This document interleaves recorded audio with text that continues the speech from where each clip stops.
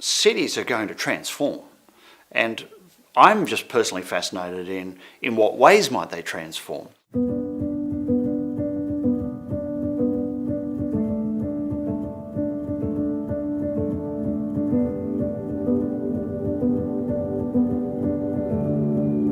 In late December 2018, global research and consultancy company Future IQ hosted the Future of Urban Living consultation with St George's House, Windsor Castle.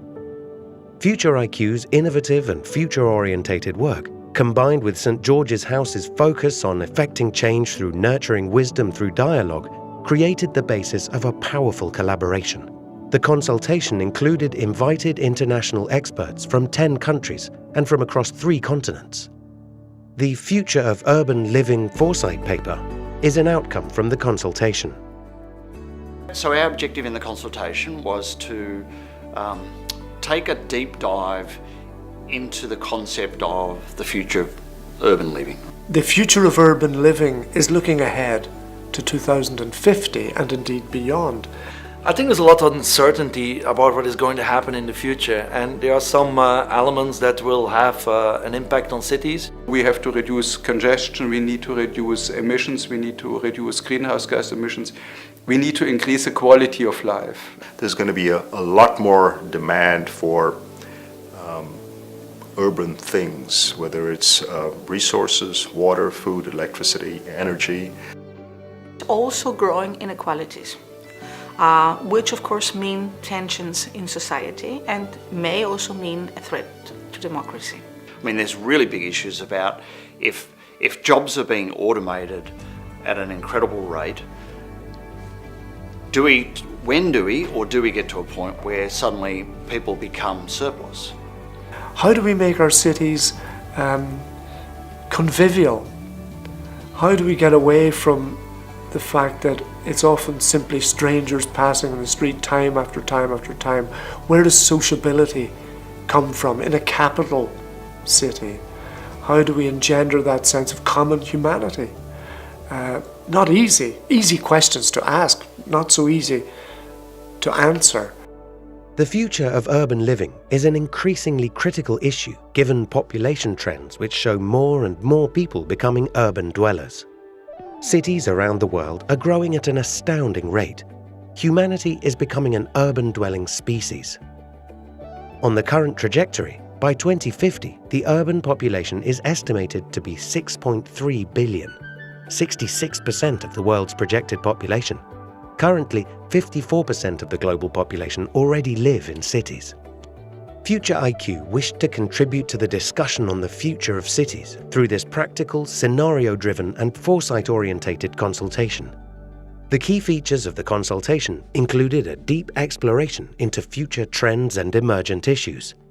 The expert group identified, clustered and ranked key drivers in order to develop plausible scenarios for the future of urban living in 2040.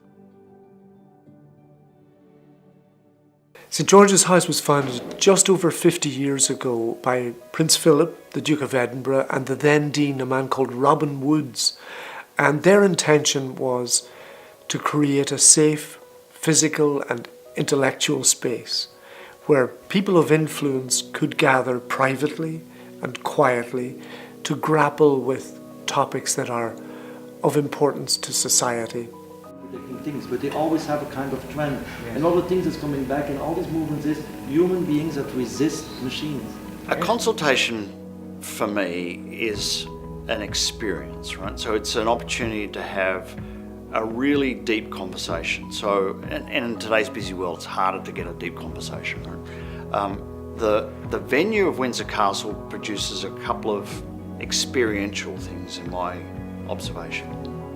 One is it's a chance to disconnect from the real world. So you go through King Henry VIII's gates, you're into a safe enclave, and there's just this kind of way you can let the world go behind you, right? And those cares and concerns, and you can just focus on the topic at hand, right? So it's that ability to be able to just slow down and think deeply.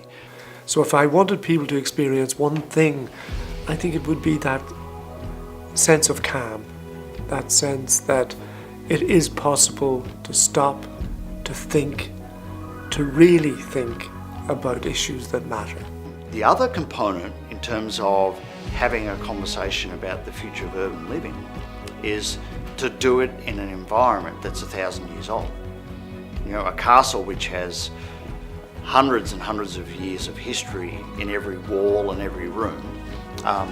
But it helps put into a context what we're really dealing with, which is this very rapid evolution of cities. I think it's a fascinating exercise for a variety of different reasons. First, the sheer breadth and depth of expertise in the room. We're all, there are about 25 of us from multiple facets, some from industry, some from academia, all experts in their field, and kind of sitting in a room and getting the opportunity to listen to multiple perspectives from multiple parts of the world, multiple areas of expertise, and then being informed together. The power of that discussion is just immense. So my hope for the consultation is that we'll be able to produce a foresight report, publication out of the thinking from the consultation that will be useful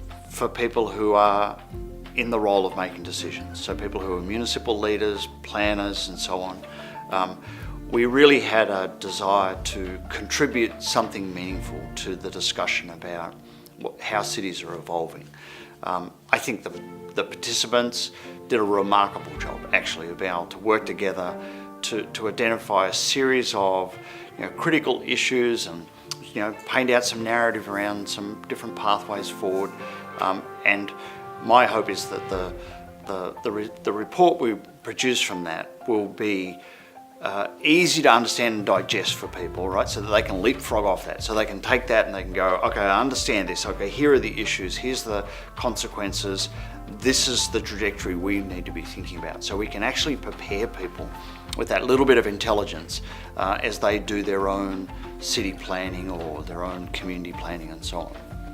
The key aha moment for me was that this discussion itself helps us improve the way we engage with society, my work personally, and the people around us. So if we don't talk about the future, if we don't estimate the future, we're going to have a very difficult time achieving the future. And I think I'd never really done it in such a group environment. So my aha was, this works.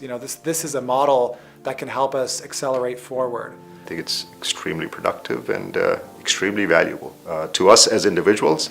But the hope is that when we leave here today, we'll come up with a product that can be used in meaningful ways in terms of planning for the future. The broad conclusion is that there is good reason for an optimistic outlook for how cities and urban living might evolve. However, there are major unresolved questions and challenges to address, such as resource management, impacts of technology, and the evolution of the social fabric and power structures. No matter where we live, the future of cities and urban living is a relevant topic. Future IQ intends the Future of Urban Living Foresight paper to be a contribution to the global conversation on the future of cities.